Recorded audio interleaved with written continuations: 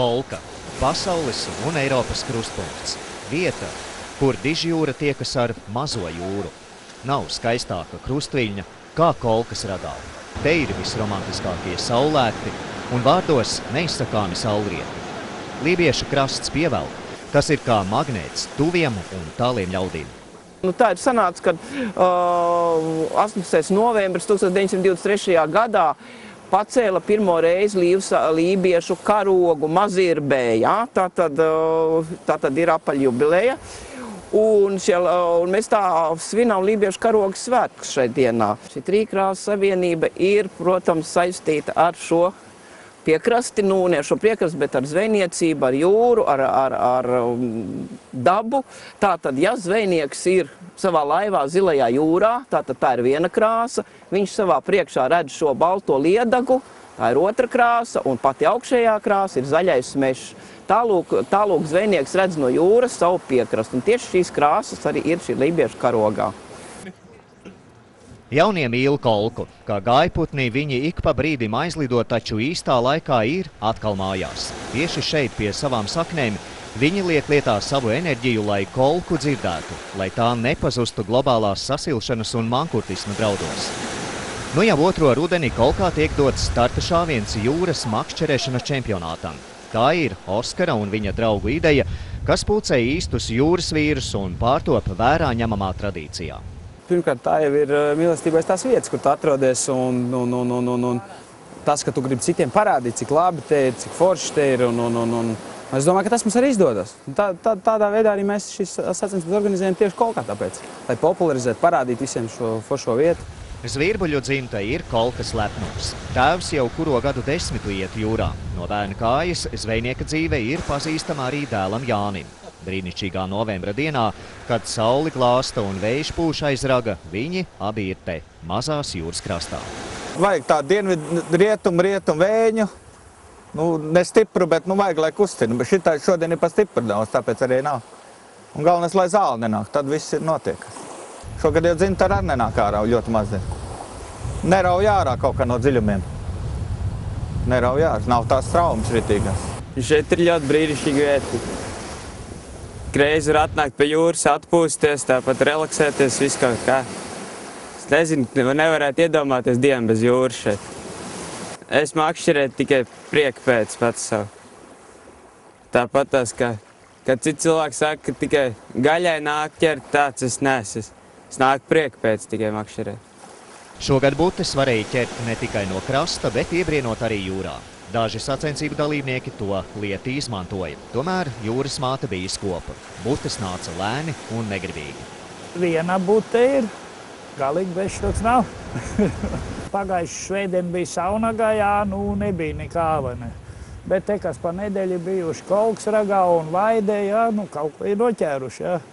Man šogad tā pārāk nav veicies. Kolkas raga butes, manuprāt, īpaši ir ar to, ka šeit viņas ir lielāks, man tā šķiet, jo neliels birums pie tām, kas ir sacensībās un ikdienas copē klāt, ir tās saucamās līča butes. Es jau no bērna kājas jau makšķerēju.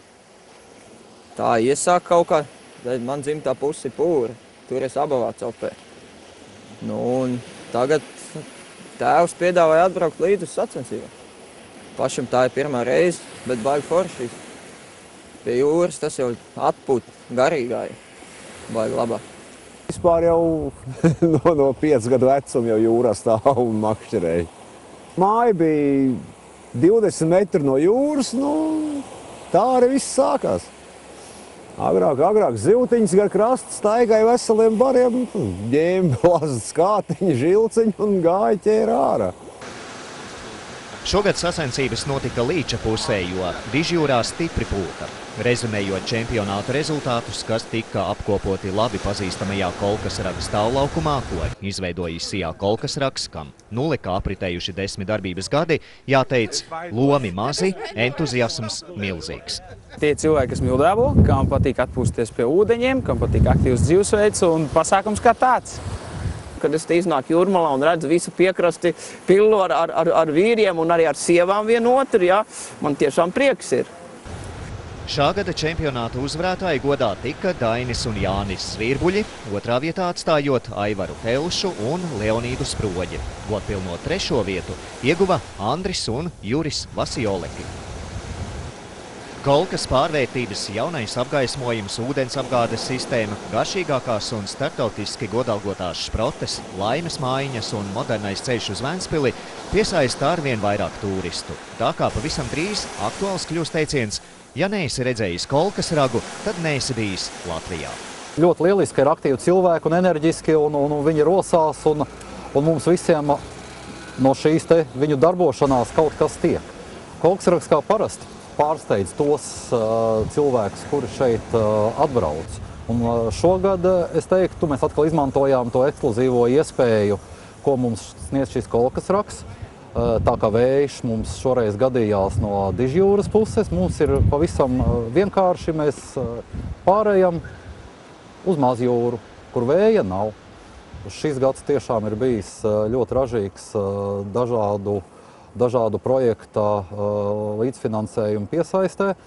Mums ir vairākas sabiedriskas organizācijas, kuras ir labi šī gada pavasarī aktīvi pastrādājušas.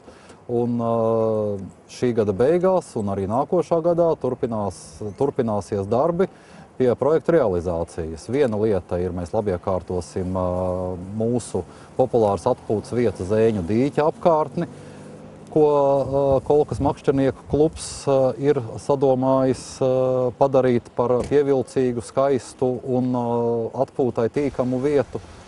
Tad mēs esam Mazirbē nodomājuši atjaunot lībiešu, kārtot viņas. Tas viss tiek darīts ar Eiropas Savienības līdzfinansējumu, un tas viss ir vietējo sabiedrisko organizāciju un cilvēku nopelns.